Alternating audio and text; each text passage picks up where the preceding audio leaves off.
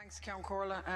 I actually think that it is very important for us to put on the record of our Parliament in a way in which I think the people outside this gate are trying to do on the streets of our capital, that we stand in solidarity with the people of Greece. But what does that mean?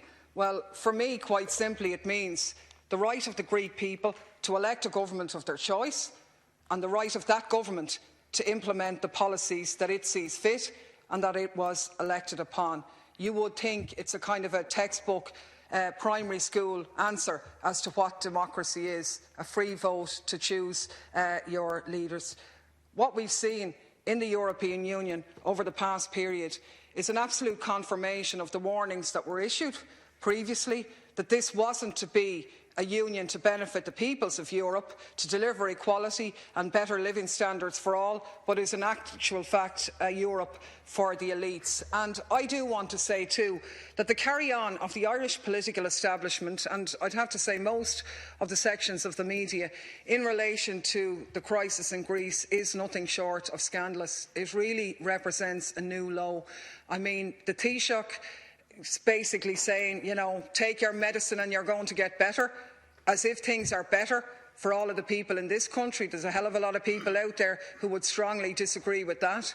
The stance of Taoiseach Burton was probably worse, seeing in Greeks' problems almost a political opportunity to come out and say, oh, well, it could be worse now if you start, and we know you're not going to vote for the Labour Party, but if you start voting for these lefties now, sure, you could be worse off. I mean, seriously, is this what the Labour Party has come to? That the only thing they stand for now is a defence of the status quo, and that you can't challenge austerity? It's a pitiful journey.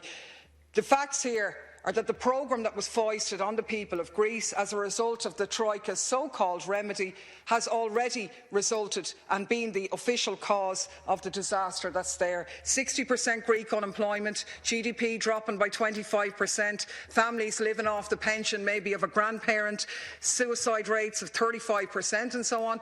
And then John Bruton comes out and says to Syriza that they have to accept that it's their responsibility to have more austerity. Well, I honestly think that it would actually be the height of irresponsibility, socially, economically and morally, if they were to further go down this road. Because what Greece needs is a debt write-down and economic growth. And neither of those propositions were being delivered on the deal that was put before the Greek people. I think it is important that we put on the record that almost none of this debt and these so enormous sums of money which were loaned to Greece have actually gone there at all or benefited the Greek people. I mean, in fairness, the former chair of the Bundesbank was honest about that in saying that the Greek bailout is about protecting German banks, but especially French banks, from debt write-downs.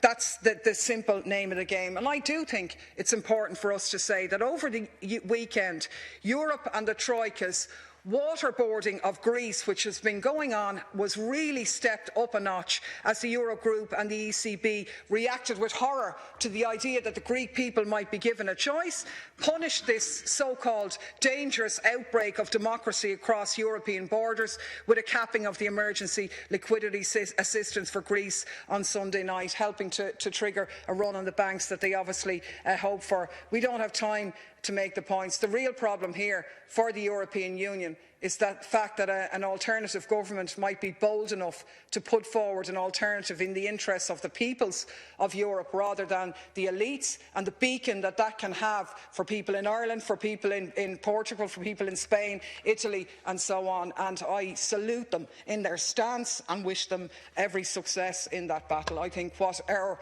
political establishment has done here has been disgusting beyond belief.